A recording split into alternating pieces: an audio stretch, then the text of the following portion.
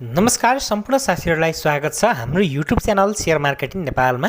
आज हाम्रो नेपालको सेयर बजार अर्थात् नेप्से परिसूचक 2010.01 को बिन्दुमा झरेको छ भने 27.92 अङ्कको आज बजारमा गिरावट देखिएको छ भने कारोबार रकम 2 अर्बभन्दा कममा सीमित भएको छ र बलिया कम्पनीहरूको सूचक सेन्सेटिभ इन्डेक्स पनि आज 4.76 अङ्कले घटेर 386.90 को बिन्दुमा झरेको छ र त्यसैगरी 227 वटा कम्पनीहरूको आज दिनभरिमा सेयर कारोबार भएको थियो भने मार्केट केही समय बढ्दो क्रममा देखिए पनि पछिल्लो समय करिब 12 बजेदेखि बजार चाहिँ निरन्तर रूपमा घट्दो क्रममा देखिएको थियो र सबै सब इन्डेक्समा हामीले आज गिरावट देख्न सकिन्छ भने बजार घटेको दिन पनि UHEWA अर्थात् अप्पर हेवा खोलाको सेयर मूल्य आज 8.10% वृद्धि भएको छ। त्यसैगरी KPCL को 2.88%, SPC को 2.44%, CMF1, RBCL promoter, Jalpa, NCC debenture 86, PCBLP, त्यसैगरी GIBL डिबेन्चर 86-87 र LEMF लगायतको आज सर्वाधिक मूल्य वृद्धि भएको छ भने त्यसैगरी GLBSL, HDL, ENL, NLIC, MPFL, HHL, DHPL, EDBL, JFL, CFCL लगायतको आज सर्वाधिक मूल्यमा गिरावट देखिएको छ भने कारोबार रकमको आधारमा हेर्ने हो भने हिमालयन डिस्टिलरीको सर्वाधिक 16 करोडभन्दा बढीको सेयर कारोबार भएको छ। NLIC को 11 करोडभन्दा बढीको सेयर कारोबार भएको छ भने Shivam cement, SWBBL, Nabil bank, NICL BSL promoter, त्यसैगरी नेस्टो, NICSIA, HIDCL, CIT लगायतको आज सर्वाधिक रकमको सेयर कारोबार भएको छ। यो त थियो नेप्सेको आजको केही सामान्य अवस्थाको बारेमा जानकारी र साथीहरू टेक्निकल्ली हेर्ने हो भने मार्केट 2010.01 को बिन्दुमा रहेको छ र आजसम्म करिब लगातार 5 वटा क्यान्डल चाहिँ नेगेटिभ अर्थात् रातो बनेको छ। मार्केट यो करिब 2227 सम्म पुगेर फर्किएको थियो र बीचमा एउटा हरियो क्यान्डल बनेको थियो भने त्यस पछाडि लगातार मार्केटमा चाहिँ 5 वटा नेगेटिभ क्यान्डल बनेको छ र पहिला पनि 5 वटा नेगेटिभ क्यान्डल पछि एउटा पोजिटिभ क्यान्डल आएको थियो बजारमा र आगामी दिनमा भोलि अथवा पर्सिमा पनि हामीले एउटा पोजिटिभ क्यान्डल चाहिँ देख्न पाइनेछ भन्ने चाहिँ आश गरेको छु र त्यसैगरी अब मार्केटले सपोर्टलाई त भत्काएर गएको नै छ हैन, रेगुलर सपोर्टलाई भत्काएको छ जुन कुरा हामीले अस्ति नैको मार्केट अपडेटमा पनि देखेका थियौँ। यो दिन चाहिँ मार्केटले कारोबार रकमका साथमा कारोबार रकम पनि मार्केट घटेको बेलामा पनि बढेको बेलामा भन्दा बढी कारोबार रकम आएको थियो र यो क्यान्डलमा मार्केटले चाहिँ सेल सिग्नल जेनेरेट गरेको थियो र त्यसैगरी अब यो लेभलबाट ब्रेकडाउन गरेर तल आइसकेपछि हैन मार्केट चाहिँ यो 50 दिनको मुभिङ एभरेजको लाइन हो र यो लाइनलाई पनि आज माथि नै छोडेको छ अर्थात् यो लाइन भन्दा पनि आज बजार तल नै गएको छ र यस अर्थमा अब बजार चाहिँ अलिकति नकारात्मक नै देखिएको छ। करिब 1807 बाट बढेको बजार एउटा राम्रो लय पक्रिरहेको थियो। हाम्रो करेक्सन यो लेभलसम्म अपेक्षित नै थियो हैन, यो लेभलसम्म आइपुग्दा हामीमा चाहिँ त्यति आत्तिनु पर्ने अवस्था केही पनि थिएन तर यो लेभलबाट चाहिँ मार्केट बढेर माथि जानुको सट्टा हैन मार्केट चाहिँ के भयो त घटेर तलतिर आएको छ र अब मार्केटले चाहिँ हेरौँ अब कसरी रियाक्ट गर्छ आगामी दिनमा, त्यो हामीले देख्न बाँकी नै रहेको छ तर मार्केट चाहिँ यसरी तलतिर जान खोजिरहेको छ र अब भोलिको दिनमा के गर्ने भन्ने कुरालाई पनि हामीले हेरौँला, अन्तिममा त्यो विषयमा पनि हामीले छलफल गरौँला। तर सबैभन्दा पहिला चाहिँ MACD अनुसार चाहिँ मार्केटको अवस्थाको बारेमा हेरौँ र त्यसैगरी RSI को लेभल पनि हामीले एकचोटि टेस्ट गरौँ। MACD अनुसार चाहिँ सेल सिग्नल जेनेरेट भएको छ कहिले भने यो जुन दिन मार्केटमा चाहिँ हरियो क्यान्डल बनेको थियो त्यसको भोलिपल्टदेखि चाहिँ मार्केटमा सेल सिग्नल जेनेरेट भएको छ हैन, यो क्यान्डल अर्थात् यो दिनदेखि चाहिँ मार्केटमा सेल सिग्नल जेनेरेट भएको रहेछ र त्यसपछि लगत्तै MACD सेल सिग्नल जेनेरेट गर्ने बित्तिकै यो ट्रेन्ड लाइनलाई पनि मार्केटले ब्रेकडाउन गरेर तलतिर गएको छ भने त्यसैगरी RSI को लेभल घट्दै 38 मा झरेको छ। यो भन्दा पहिला करिब 19-20 सम्म झरेको थियो भने अहिले 38 मा झरिसकेको छ र बढेर कति 67 सम्म पनि पुगेको थियो र साथीहरू MACD र RSI को लेभल अथवा त्यो त जानकारी लियो अब हामीले ट्रेन्ड लाइन अनुसार चाहिँ हेर्ने हो भने ट्रेन्ड लाइन अनुसार हामीले हेर्ने हो भने अब यो सपोर्टलाई भत्काएको छ, अघि नै हेरिसक्यौँ हैन। र त्यस पछाडि अब बजारको सपोर्ट कतिमा छ भन्ने हो भने सपोर्ट महत्त्वपूर्ण सपोर्ट चाहिँ हाम्रो 1908.59 मा रहेको छ। बजारको अबको महत्त्वपूर्ण सपोर्टको एरिया भनेको यही नै रहनेछ।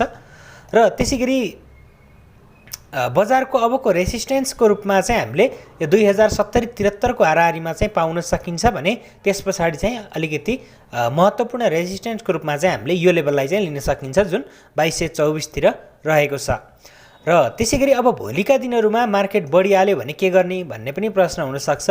यदि भोलिका दिनमा मार्केट बढिहाल्छ भने हाम्रो लागि किन्ने दिन त हुँदै होइन, बरु तपाईँहरूको लागि प्रफिट राम्रो बस्छ भने प्रफिट बुक गर्ने दिन अथवा हेरेर बस्ने दिन चाहिँ हुनसक्छ। बाईको लागि चाहिँ तपाईँहरूले अब अहिले नै हतार नगर्नु होला भन्न चाहन्छु।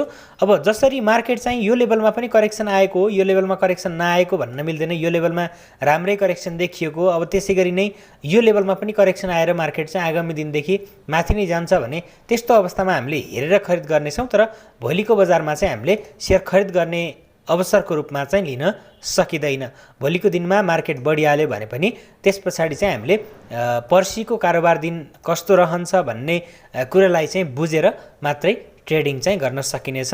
त्यसैले भोलिको दिनमा चाहिँ पर्खर हेरेको अवस्था नै रहेको मैले देखेको छु। र साथीहरू अब केही कम्पनीहरूको बारेमा हामीले छलफल गर्ने हो भने साल्ट्रेड अर्थात् एसटिसी जुन ट्रेडिङको लागि चाहिँ अलिकति राम्रो पनि मान्ने गरिन्छ हैन। र पछिल्लो समय यसको सेयर मूल्य करिब 2800 बाट वृद्धि भएर 46-47 सम्म पनि पुगेको थियो, 4700 सम्म पनि पुगेको थियो र अहिले 4000 को लेभलमा झरिसकेको छ। र यसमा चाहिँ हामीले अब यदि तपाईहरुको लगानी छ पहिलेदेखि भने के गर्ने भने अब यसको यो लेभलसम्म चाहिँ एउटा महत्त्वपूर्ण सपोर्टको एरिया भनेको हाम्रो यसको 3665 मा रहेको छ हैन।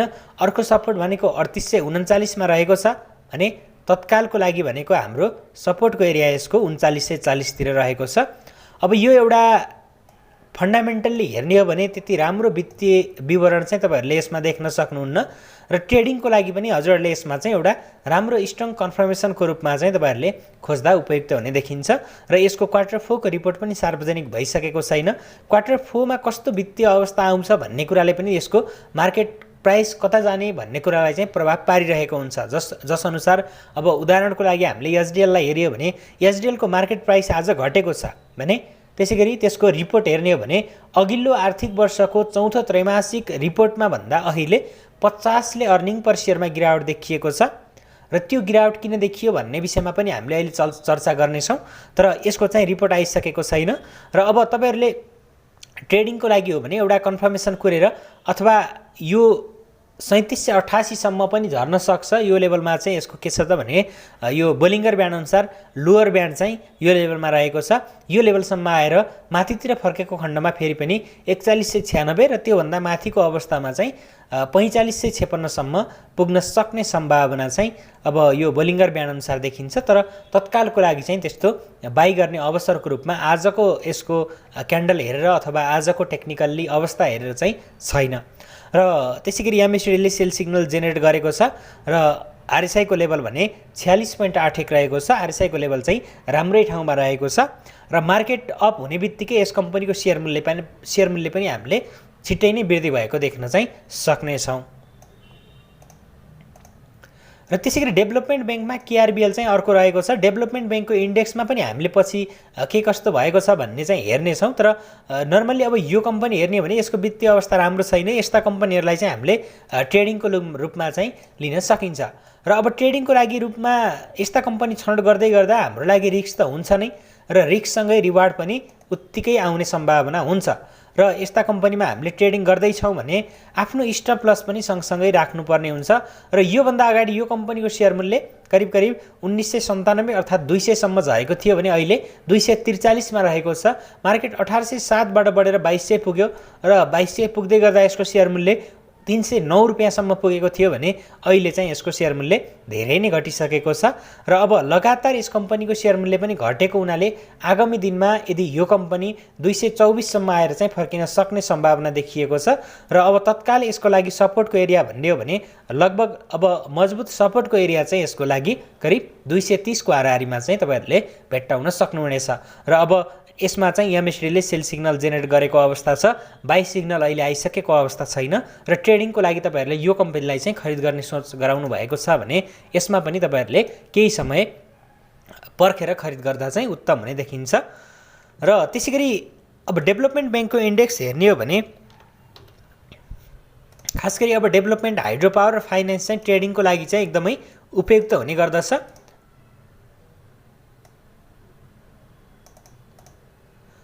र डेभलपमेन्ट बैंकको इन्डेक्स हेर्ने हो भने चाहिँ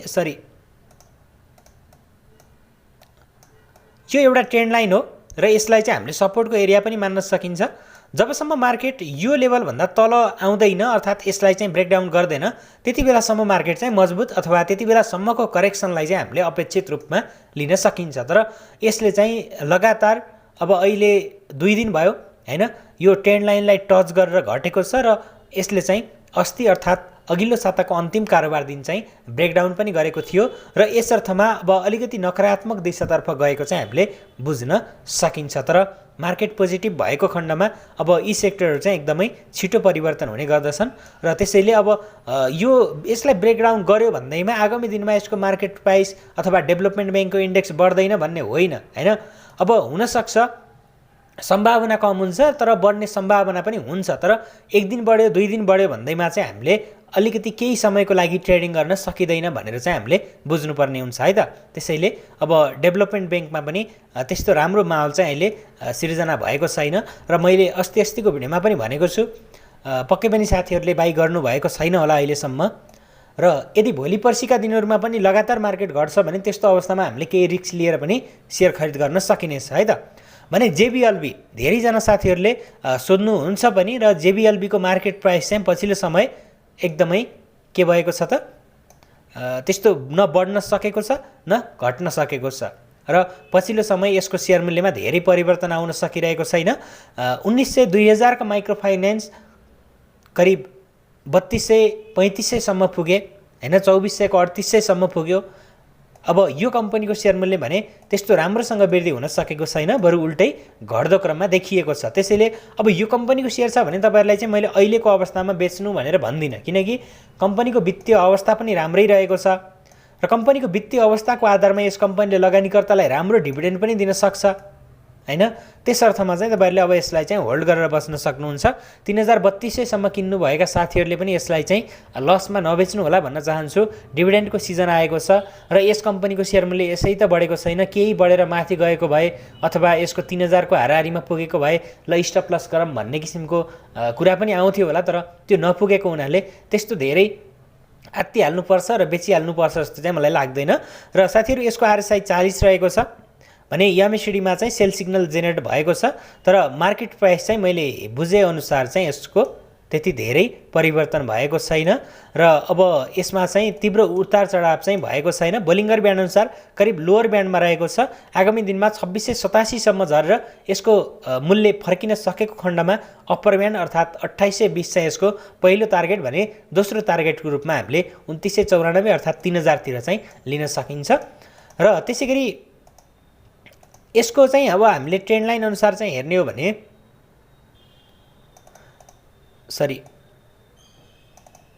यसको ट्रेन्ड लाइन अनुसार हेर्ने हो भने यो लेभल हेर्नुस्, यसको चाहिँ यो लेभलमा यहाँबाट घट्दै गर्दा यो लेभलसम्म झरेको थियो हैन। भने त्यस पछाडि चाहिँ यसको सेयर मूल्य यो ट्रेन्ड लाइन अनुसार नै चलिरहेको छ। न ट्रेन्ड लाइनलाई चाहिँ ब्रेकडाउन गर्न सकेको छ हैन, न धेरै माथि पुग्न सकेको छ। यस्तो अवस्थामा आगामी दिनमा यो लेभलबाट अर्थात् भोलिदेखि यसको सेयर मूल्य बढ्न थालेमा हामीले केही चाहिँ बाइ गर्न सकिन्छ। त्यस्तो कन्डिसन चाहिँ यो जेबीएलबीले देखाएको छ। भने यसको आगामी टार्गेट कति हुन्छ त? आगामी टार्गेट अर्थात् पहिलो टार्गेट चाहिँ यही 2994 अर्थात् 3000 तिर चाहिँ हुने देखिन्छ। र यसलाई पनि ब्रेकआउट गरेर माथि गएको खण्डमा 3555 चाहिँ यसको दोस्रो रेसिस्टेन्सको रूपमा चाहिँ देखिएको छ र त्यो चाहिँ हाम्रो लागि परको कुरा हो र अहिलेको लागि तत्कालको लागि हामीले चाहिँ यसमा यदि ट्रेडिङ गर्ने मौका पाएको खण्डमा हामीले चाहिँ पहिलो टार्गेटको रूपमा चाहिँ 3000 सम्मको बिन्दुलाई चाहिँ राख्न सकिन्छ। र साथीहरू त्यसैगरी अर्को कम्पनीको रूपमा शिवम सिमेन्टलाई लिएको छु। धेरै साथीहरूले यसको बारेमा चाहिँ भिडियो गराइदिनु पर्यो भन्नुहुन्छ। शिवम सिमेन्टको क्वार्टर 4 को रिपोर्ट आएको छैन र यसको आरएसआई को लेभल 33.8 रहेको छ। आरएसआई अलिकति विक देखिएको छ। योभन्दा पहिला यसको आरएसआई को लेभल 18 सम्म पनि झरेको थियो भने त्यसैगरी यसको एमएसिडी अनुसार सेल सिग्नल जेनेरेट भएको छ र अहिले बाई सिग्नल चाहिँ जेनेरेट भएको अवस्था छैन। टोटल्ली सेलिङ प्रेसर चाहिँ यसमा आइरहेको छ र बोलिङ्गर ब्यान्ड अनुसार चाहिँ यसको लोअर ब्यान्ड अनुसार चाहिँ लोअर ब्यान्डलाई नै सपोर्ट बनाएर तल तल घट्दै गइरहेको छ, अर्थात् शार्प फल भएको छ यसमा।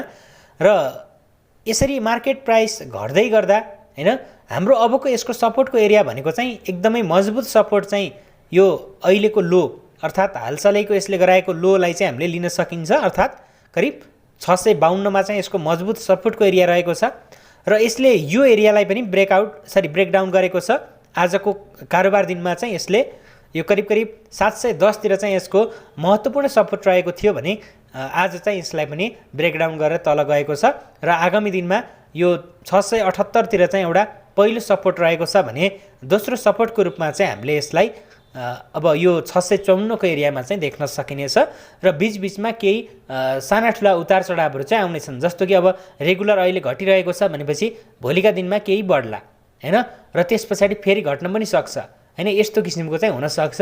अब निरन्तर घटिरहेको छ, पक्कै पनि एक दिन दुई दिन चाहिँ यसको मार्केट प्राइस बढ्छ नै, बढ्नुपर्छ र यदि हजुरहरूले स्टप लस गर्ने चाहना गर्नुभएको छ भने यसको एक दुई दिनको कारोबार दिन हेर्नु होला, पक्कै पनि हजुरहरूले चाहिँ यसमा केही न केही मूल्य चाहिँ वृद्धि भएको देख्न सक्नुहुनेछ। त्यस पछाडि चाहिँ हजुरहरूले त्यही अनुसारको चाहिँ रणनीति गराउन सक्नुहुनेछ भने अब नयाँ खरिदको लागि चाहिँ हामीले एउटा स्ट्रङ कन्फर्मेसन कुरेर यसमा चाहिँ ट्रेडिङको लागि हामीले प्रवेश गर्न सकिन्छ। अहिलेको लागि भने त्यस्तो माहौल यसमा पनि रहेको छैन। र साथीहरू अब यसमा चाहिँ तपाईहरुले होल्ड गर्नुहुन्छ अथवा तपाईहरुको लगानी धेरै नै घाटामा रहेको छ भने मैले बेच्नुस् चाहिँ भन्दिनँ। अब हो यसमा चाहिँ अहिले जुन एउटा प्रोमोटरहरुको नै पब्लिकमा कन्भर्ट भएको छ त्यसको कारणले गर्दा मार्केटमा चाहिँ सप्लाई बढिरहेको छ, त्यो कुरा हो हैन।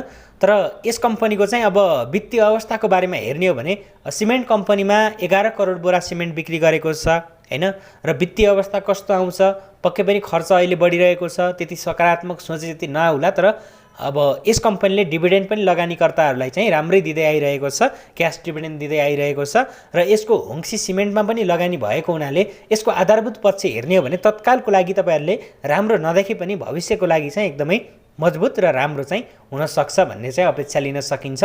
र अब धेरै नै लस रहेको छ भने तपाईहरुले यसमा चाहिँ अब त्यस्तो धेरै नै लसमा एक्जिट हुनुस् भनेर चाहिँ मैले भन्न सक्दिनँ।